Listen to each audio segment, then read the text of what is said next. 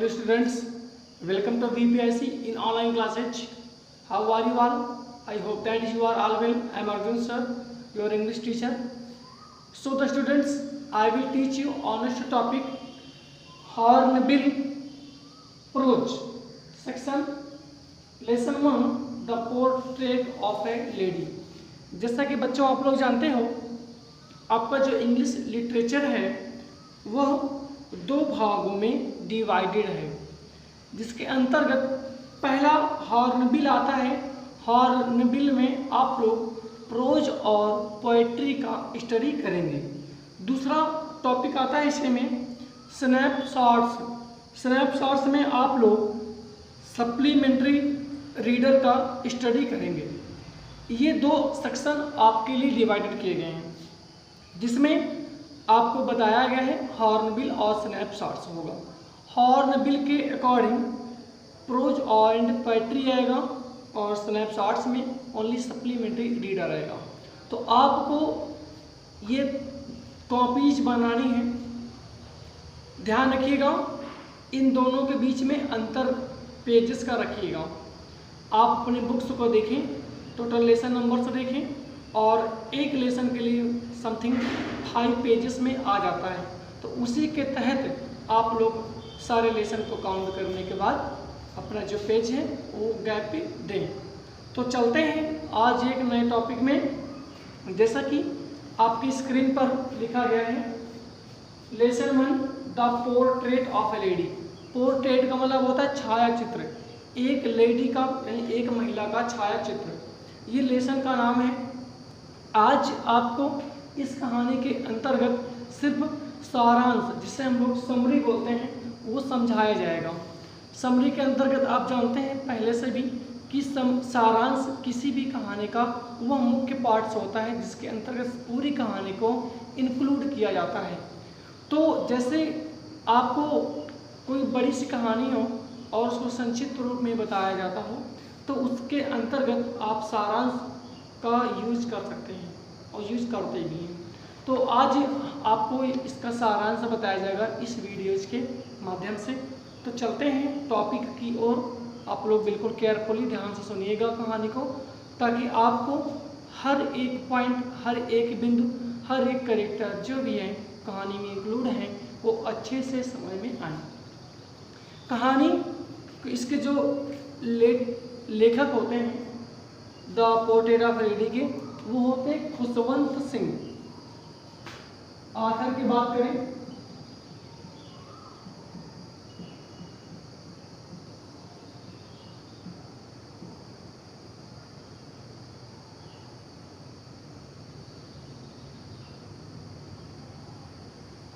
Author होते हैं खुशवंत सिंह। खुशवंत सिंह ने, अगर इनकी बात करें तो इन्होंने जो एक लिखा है, इनकी स्वयं की एक आत्मकथा है।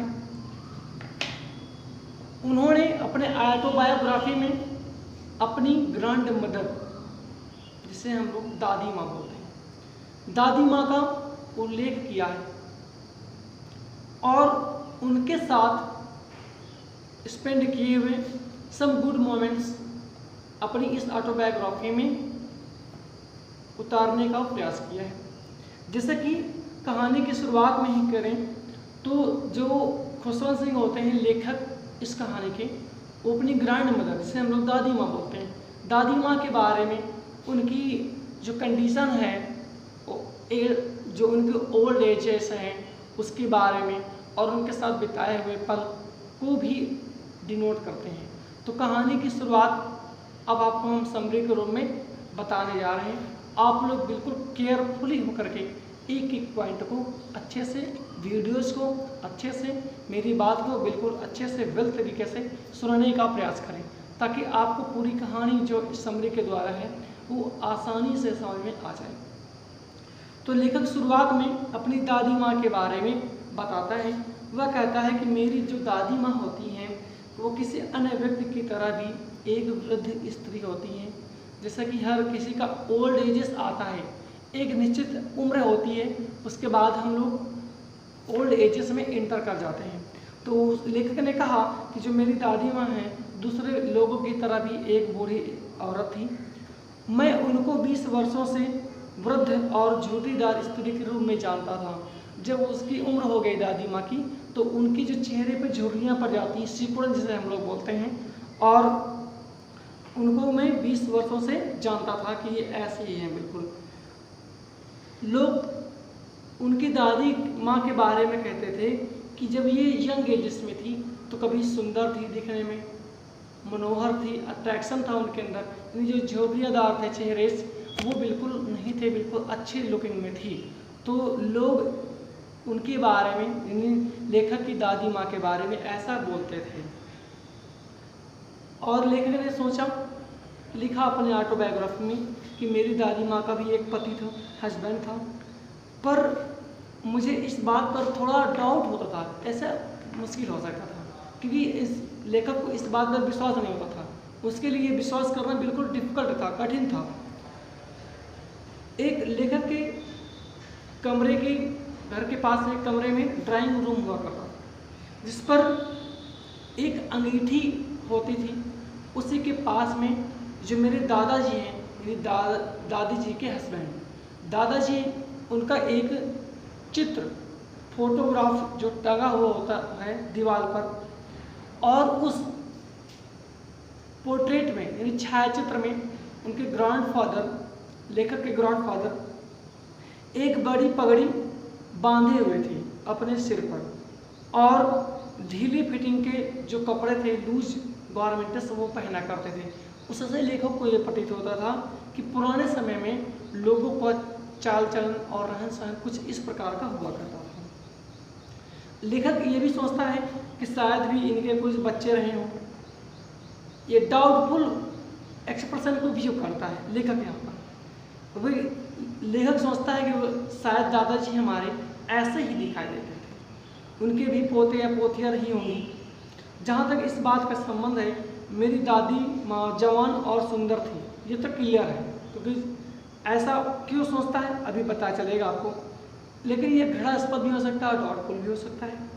वे हमेशा हमें उन खेलों के बारे में बताती थी। लेखक कह रहा था कि दादी जी माँ, मेरी जो दादी माँ थी, हमेशा उन खेलों के बारे में बताती थी जहाँ वो जाया करती थी और बच्चों के रूप में खेला करती थी। उनके खेल के प्रति असंगत और असम्मानित प्रतीत होते थे। हमें वो जो जहाँ कहती थी वो हम जहाँ जाने के लिए तैयार होते थे, पर तो उनकी रुचि, दादी माँ की रुचि पैगंबरों की शिक्षा की कहानियों में अधिक हुआ करती थी। तो लेखक बताता है कि जो मेरी दादी माँ थी वो हमेशा सादे छोटे कपड़ों में, सिंपल कपड़ों में होती थी, पहने हुए होती थी, लेकिन उनका जो कद है, हाइट है, वो थोड़ी कम थी और इसके तहत वो थोड़ा मोटी दिखती थी और वो झुकी हुई थी शरीर से, यानी अपने रीढ़ की हड्डियों से झुकी हुई थी। उनके चेहरे पर हमेशा आड़ी तिरछी झुर्रियाँ पड़ी हुई थी। हम निश्चित थे, लेखक कहता था कि हम निश्चित थे कि वो ऐसे ही थी हमेशा से जैसा कि हम उनको जानते थे। वो इतनी वृद्ध थी कि उनसे अधिक वृद्ध गांव में कोई नहीं हो सकता था। मैं ऐसा सोचता था कि उनकी उम्र मानो 20 वर्ष की आयु पर आकर के रुक सी गई हो। तो लेखक के ये खुद के विचार थे। लेखक को इस पर विश्वास कभी नहीं होता है कि वह युवावस्था में बहुत ही अच्छी दिखती थी और उनके चेहरे भी कभी झुर्रियाँ नहीं हुआ करती थी। एक बार की बात है कि लेखक जो है अपनी दादी माँ को सबसे अच्छा मित्र मानता था, इसमें कोई डाउट वाली बात नहीं है। तो लेखक की दादी माँ और लेखक दोनों अच्छे मित्र थे। मेरे माता पिता एक बार जब रहने के लिए शहर में शिफ्ट हो गए, दूसरी जगह रहने के लिए गए, तो उन्होंने मुझे मेरी दादी के पास छोड़ दिया। जो पेरेंट्स थे ऑथर के, उन्होंने लेखक को दादी माँ के पास रहने के लिए छोड़ दिया और वे अलग शहरों में रहने के लिए चले गए। और हम सभी लोग लगातार इकट्ठा रहते थे, पूरा परिवार इकट्ठा रहता था, इसलिए लेखक को बहुत अच्छा फील हुआ करता था। वे मुझे सुबह जगाती थी, दादी माँ जो थी लेखक की, उसको सुबह जगा देती थी स्कूल जाने के लिए तैयार कर देती थी, मुझे समय पर नहलाती थी, लेखक को समय पर नहलाती थी और कपड़े भी पहना देती थी कि चलो बिल्कुल तैयार हो जाओ अच्छे से। सुबह समय प्रार्थना ऊंची ऊंची लय में बोलना वो करती थी।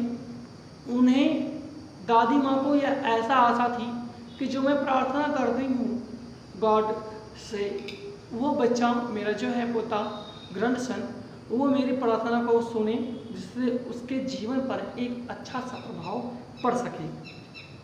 और दादी माँ ये भी चाहती थी कि जैसे मैं अपने लयबद्ध तरीके से या मुँह ज़बानी बोलती हूँ प्रार्थना को, वो लेखक भी मेरा पोता जिसे ग्रैंडसन बोलते हैं वो भी उसी चीज़ को दोहराए और आसानी से सीख सके। होता क्या है, एक बार दादी माँ जो लेखक को हमेशा स्कूल छोड़ने के लिए जाती थी साथ में, कि ऐसा ना कोई घटना हो जाए जिससे लेखक को परेशानियों का सामना करना पड़े, क्योंकि स्कूल पास में ही था घर के, और घर के पास में मंदिर था। ये सारी चीज़ें जो थी लेखक के घर के आसपास ही थी, इसलिए दादी माँ को स्कूल छोड़ने में जाने में कोई दिक्कत भी नहीं होती थी। पास में मंदिर, पास में घर, पास में ही स्कूल, कोई प्रॉब्लम नहीं आता था। पुजारी जैसे ही दादी माँ मंदिर पे जाती थी, वहाँ का जो पुजारी हुआ करता था वह जो प्रार्थना बोलती थी दादी माँ, वो पुजारी के साथ दोनों लोग हमेशा यानी लेखक को प्रार्थना सिखाने का प्रयास किया करते थे, ताकि जो भी बोला जाए ओम जय जगदीश हरे से मान लीजिए प्रार्थना बोला गया, वो भी लेखक सीखे। दादी माँ ऐसा चाहती थी। दादी माँ चाहती थी कि बच्चा जो ग्रैंडसन है मेरा पोता, वो आदर्शों पर चले, संस्कृति सीखे अपनी। ऐसा इसलिए करती थी कि एक व्यवहारिक जीवन उसका कुशल हो, किसी भी प्रकार की उसमें ऐसी चीज़ें ना आए नेगेटिव थिंग जिससे कोई भी उसको बुरा कह सके। लेखक की दादी माँ ऐसा हमेशा सोचती थी अपने ग्रैंडसन के बारे में।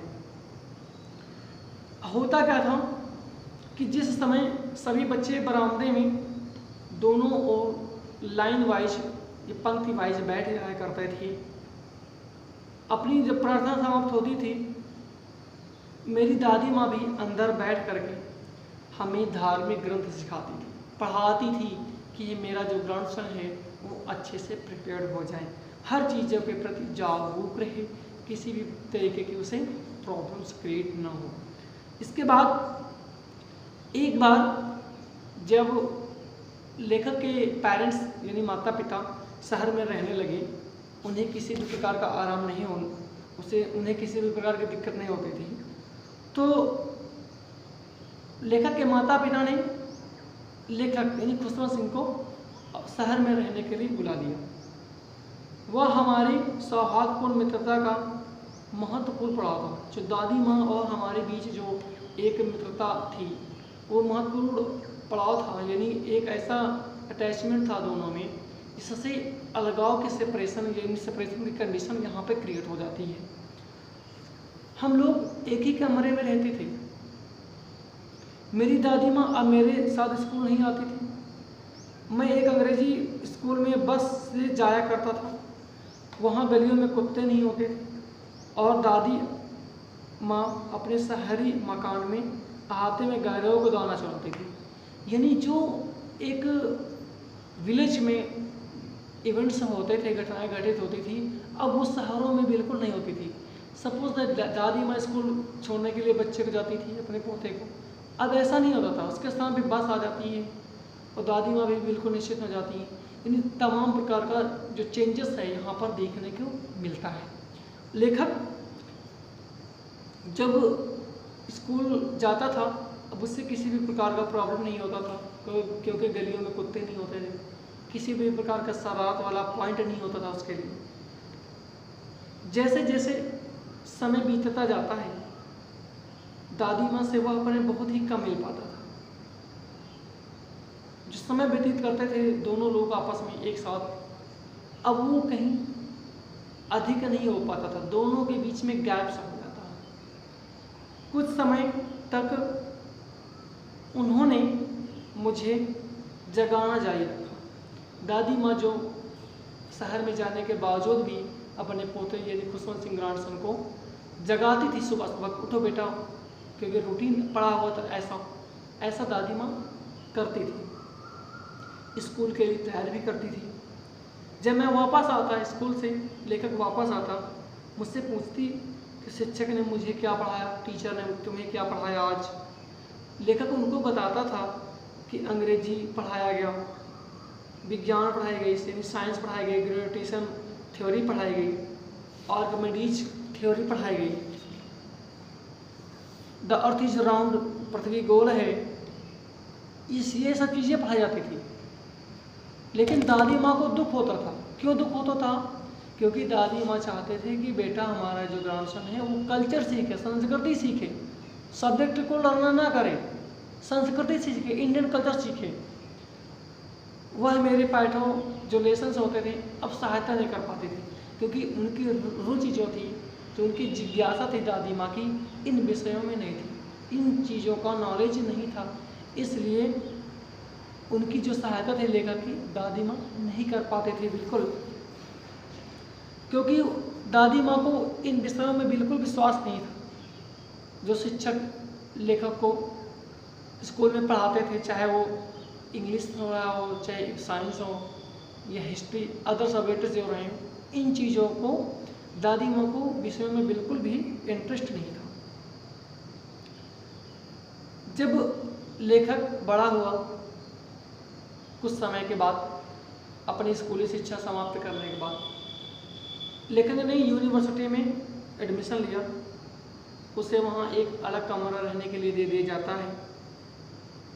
अब जो दादी माँ और लेखक के बीच मित्रता थी, अब वो यहीं पर बिल्कुल समाप्त हो जाती है, क्योंकि लेखक दूर चला जाता है।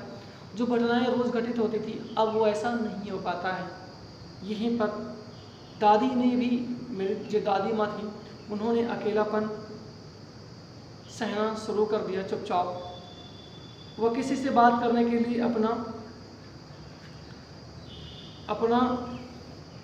सूत या चरखा नहीं करती थी उपयोग में, बहुत ही कम करती थी ऐसा जो कार्य होता था।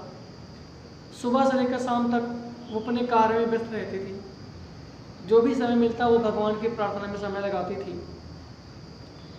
और सुबह के समय चिड़ियों को दाना चुगाती थी, जिससे ढेर सारी चिड़िया जो थी एक स्थान पर इकट्ठा हो जाती थी और दाना चुगती थी। वे ये सारे पुण्य के कार्य किया करती थी, जिससे उनका मन अत्यधिक प्रसन्न होता था। जब लेखक इसके बाद यूनिवर्सिटी एजुकेशन समाप्त करता है, वो विदेश जाने का निर्णय करता है। दादी माँ को इस पर बिल्कुल भी यकीन नहीं होता कि अब मेरा बेटा एजुकेशन के लिए दूसरे देश में जाएगा। मैं 5 वर्ष बाहर रहूँगा, दादी माँ को ऐसा बताता है वो लेखक। और दादी माँ कहती हैं कि मेरी आयु में अब कोई कमी नहीं कर सकता, पर मेरी दादी माँ ऐसा कर सकी। वे भावुक भी नहीं हुई, वे मुझे रेलवे स्टेशन पर छोड़ने के लिए भी आती हैं, और पर उन्होंने मुझसे कोई बात नहीं, एंग्री थी मुझसे कि मेरा बेटा जो है ग्रैंडसन छोड़ के जा रहा है, और न ही मेरे प्रति कोई सकारात्मक भाव दिखाती हैं। उनके ओठ दादी माँ के प्रार्थना के लिए हिल रहे थे कि मेरा बेटा जहाँ भी रहे ग्रैंडसन, वो बिल्कुल सकुशल रहे, किसी भी प्रकार का प्रॉब्लम ना हो। अब मेरे और दादी माँ के बीच ये बहुत लंबा गैप था, और शायद ये अंतिम मिलाप भी हो सकता था। अगली सुबह जब होती है, दादी माँ बीमार हो जाती हैं, उनको तेज या मामूली बुखार होता है। डॉक्टर ने बताते हैं कि उनका बुखार उतर जाएगा, लेकिन मेरी दादी ने दूसरी बात सोची थी। उन्होंने हमें बताया कि उनका समय जो निकट आ जाता है, उन्होंने हमसे कहा कि अपने जीवन के अंतिम समय में कुछ घंटे पहले उन्होंने प्रार्थना करनी छोड़ दी थी, अतः वह हम लोगों से बातें करने में समय गंवाना नहीं चाहती थी। हमने मना भी किया, लेकिन उन्होंने अपनी आपत्तियों को अनदेखा कर देती हैं, अपने बिस्तर पर शांतिपूर्वक लेट जाती हैं और अपने मन ही मन प्रार्थना करते रहती हैं। हमें संदेह पहले से ही होता है कि उनके ओंठ हिलना बंद हो गए हैं, शायद उनका जो अंतिम समय निकट आ गया है। उनके जो अंगुलियों की माला है वो छूट सी जाती है, और जो चेहरे पर मुरझाई निशब्दता है वह बिल्कुल शांत हो जाती है, और लेखक ये जान जाता है कि दादी माँ अब इस दुनिया में नहीं रही। तो लेखक ये बताता है कि अटैचमेंट फैमिली रिलेशन का हो चाहे अदर का हो, एक दूसरे के प्रति लगाव ही हमारा सब कुछ होता है। और जो लेखक ने अपनी ग्रैंड मदर के बारे में लिखा वो बहुत ही भावुक करने वाला होता है, जैसा हम लोगों ने कहानी के माध्यम से सीखा है। तो कहानी का द एंड यहीं पर होता है बच्चों। फिर मिलेंगे एक नई वीडियोज में, आपको इसके short answer, long answer, comprehension और जो भी हैं सब चीज़ आपको मिलता जाएगा। वीडियोज़ को देखें, समझने का प्रयास करें, कहानी को अच्छे से समझें, वीडियोज़ को अच्छे तरीके से देखें। फिर मिलेंगे नए वीडियोज़ में, तब तक के लिए tata bye bye, see you.